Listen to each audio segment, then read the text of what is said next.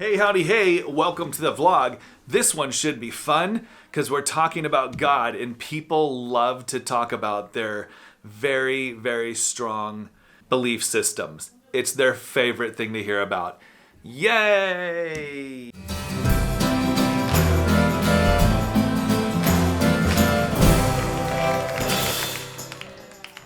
Okay, so here's the premise for the video. I propose to you. I think maybe, possibly, how do I say this? If you look from the outside at most Christians, I would argue that I know that's a big word, but most Christians serve a very, very tiny little cutesy God. Hello, this is my webcam, and I had trouble with this video trying to say what I wanted to say, and then realized after I made the video that I actually made a video about the same topic years ago. So I'm now going to insert that video from years ago that explains what I was trying to explain so much better. Okay. Sorry if I offended you. Hey, on this week's episode, it's not going to be so much of a happy little story that leads to some sort of conclusion. This is the universal sign for conclusion. Today is just a straight struggle that I have had for a while. It started for me a couple of years ago. I walked outside of our house, out to my car. For whatever reason, I looked down our street and I knew that a neighbor of ours, about 4 houses down, they were wonderful people. Really, really good people. Like the whole street knew that that house and those people were fantastic. The thing that I knew is that they weren't Christians at all. And I looked at my own life as a guy who had been a Christian for 30 years and I thought, why after 30 years does my life not look more like a Christian's life is supposed to? Hello again. It probably doesn't matter, but I just wanted to point out that this was 2015, and in 5 years, things have sort of changed my position in the world of how I view my... Anyways, I don't necessarily believe the same things the same way I did in 2015. It doesn't matter. I just thought I'd point that out there without going into any more detail. Let's go back to the video. I claim to serve the creator of the universe. The God of the universe, I claim, lives inside of me. And yet my life looks no different than everyone else on our street, except for that neighbor who's not even a Christian. You look at the people in the Bible, like the heroes of the Bible, and they did some pretty remarkable things, it would seem. And then I look at my life, normal guy who hasn't done anything very significant.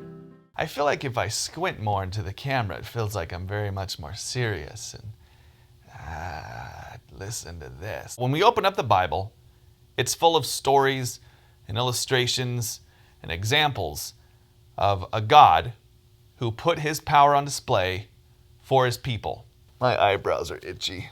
Now, whether you believe those stories are true or not, the point is, it shows an example and illustrates this God that did some crazy things. Now, if you fast forward to the New Testament, then we see God being present in the form of this fellow named Jesus. And Jesus did a lot of crazy sort of miraculous things.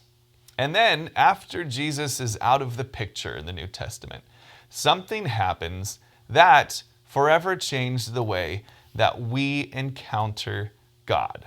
Jesus leaves and he tells his followers, don't worry, I know you like me, but I'm leaving you with someone who's better than even me being here. Now, I'm not talking about whether the Holy Spirit is alive and well today or what that means for us today. I have my own beliefs, and you may as well. You may think I'm crazy. That's probably a good hypothesis. That's a big word I just used. Now, the point I'm trying to make is, and I could be wrong, I probably am, but when I look at the God that's presented in the Bible, he wasn't shy, he wasn't quiet, he wasn't timid.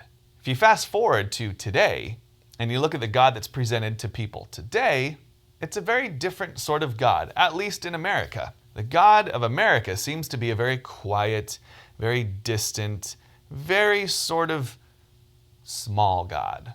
When you look at the early church, the church that was formed in the New Testament of the Bible, after Jesus did his thing here on the earth. That church tore things up in the world. They turned things upside down. If the church of today was to fill the pages of the Bible, I don't think people would really take notice.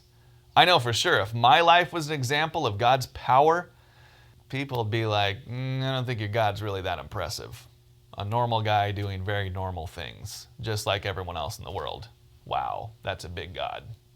Maybe your life is totally different. Maybe you're like, no, if my life was in the Bible, people will be like, whoa. If you have a story like that, let me know. I'd love to hear it. Why is the God of today so much smaller, so much quieter, so much more timid than the Bible's God? Okay, that's it. Goodbye. Of a long, soundly